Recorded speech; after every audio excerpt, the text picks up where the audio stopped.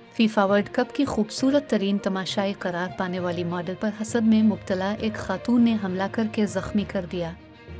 Daily star के मुताबिक crochet की इस मॉडल का नाम कन्वल है, जो इस वक्त आलमी मीडिया की शाह सुर्खियों की जीनत बनी जब कतर में होने वाले फीफा वर्ल्ड कप के दौरान कैमरामैन ने इसे फोकस किया और ये वीडियो क्लिप सोशल मीडिया पर तेज़ी से वायरल हो गया। 31 साल कन्वल को इंटरनेट सारिफीन ने फीफा की खूबसूरत तरीन खातून तमाशाई करार दे दिया।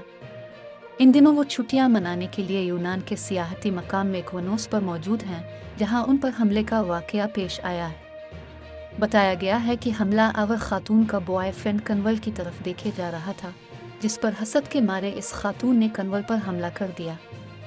कन्वल इस वाक़े के मुतालिक अपने इंस्टाग्राम अकाउंट पर बताती हैं कि गुज़िश्ता रात मुझ पर एक अजनबी औरत ने हमला किया। वो उम्र की 40 की दहाई में थी।